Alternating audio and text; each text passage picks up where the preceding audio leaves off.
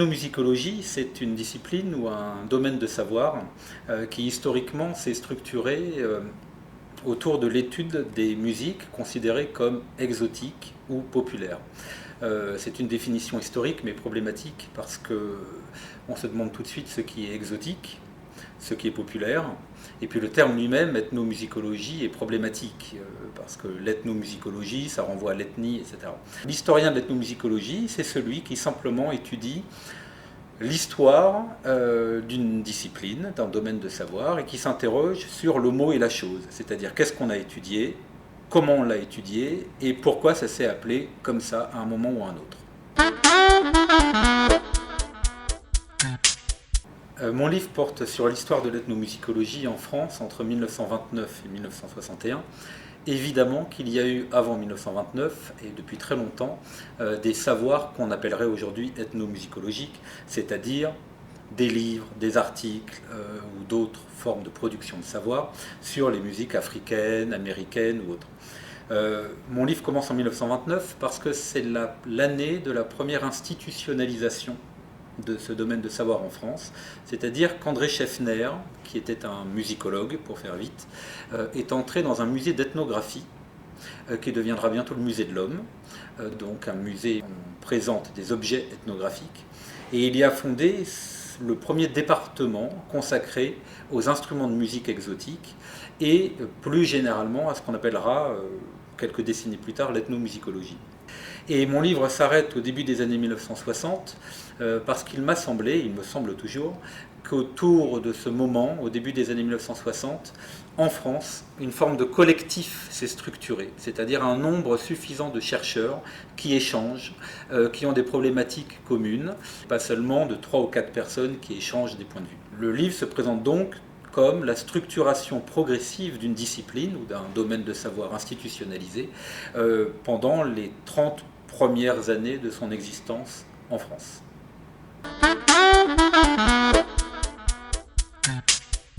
Mon livre est une histoire institutionnelle, sociale, mais le cœur du projet, c'était de faire une histoire des méthodes. Alors, il y a un problème pour l'historien, dans ce cas-là, comme souvent, c'est d'être confronté à une diversité des sources.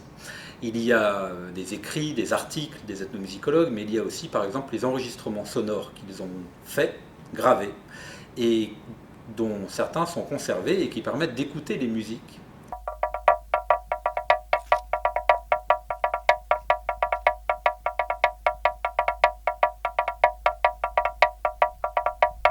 J'ai choisi de m'interroger sur les façons qu'ils avaient, ces ethnomusicologues, de découvrir ces musiques et de les étudier, et de produire du savoir. Et donc j'ai élaboré une typologie de 5 modes d'accès aux connaissances. Le premier, c'est le mode graphique, c'est-à-dire le fait de lire et d'écrire. Le deuxième, c'est le mode audiovisuel. Il y a un troisième mode qui est le mode que j'ai appelé observant, qui consiste sur le terrain d'observer des rites, des cérémonies, exactement comme un ethnologue, et de découvrir des choses, de s'interroger sur la place de la musique, par exemple. Il y a un quatrième mode qui est le mode dialogique, je l'ai appelé ainsi, qui est, comme dans le cas d'un ethnologue, de discuter avec un musicien, qu'on appelle à l'époque un informateur, et d'obtenir de lui des renseignements sur sa pratique, ses savoirs, etc. Dans quelques cas exceptionnels, certains ont joué eux-mêmes les musiques qu'ils étudiaient, c'est rarissime en France et à l'époque étudié. Voilà. Et il y a un dernier mode qui est le mode organologique, ce qui signifie le fait d'observer ou de manipuler des instruments de musique, mais aussi plus globalement de comprendre des choses sur les cultures musicales qui sont fondées sur l'utilisation de ces instruments. Alors, l'avantage, je crois, de distinguer ces opérations, c'est de restituer à cette histoire sa complexité. C'est-à-dire que certains sont allés très loin dans un mode particulier et se sont mis en retrait par rapport à un autre mode. Gilbert Rouget, par exemple, qui a suivi André Scheffner au Musée de l'Homme à partir de la Seconde Guerre mondiale, est quelqu'un qui a beaucoup fait pour enregistrer les musiques. Dans le même temps, il n'a peut-être pas toujours eu dans le rapport aux informateurs, les expériences qu'avait au même moment André Scheffner, qui lui enregistrait beaucoup moins que Gilbert Rouget. C'est un simple exemple pour dire que en décomposant les différentes opérations, les différents accès aux connaissances et les différentes opérations de production du savoir, on restitue une diversité et ça permet de prendre du recul par rapport à ce qui apparaît comme une forme de modernité. En fait, on est plus ou moins avancé dans tel domaine, mais pas dans tel autre. Et donc, c'est là-dessus le point important pour moi, c'est en réfléchissant sur l'articulation entre ces différents modes d'accès aux connaissances qu'on prend toute la mesure de la richesse, mais aussi des impasses, des limites du savoir produit à cette époque.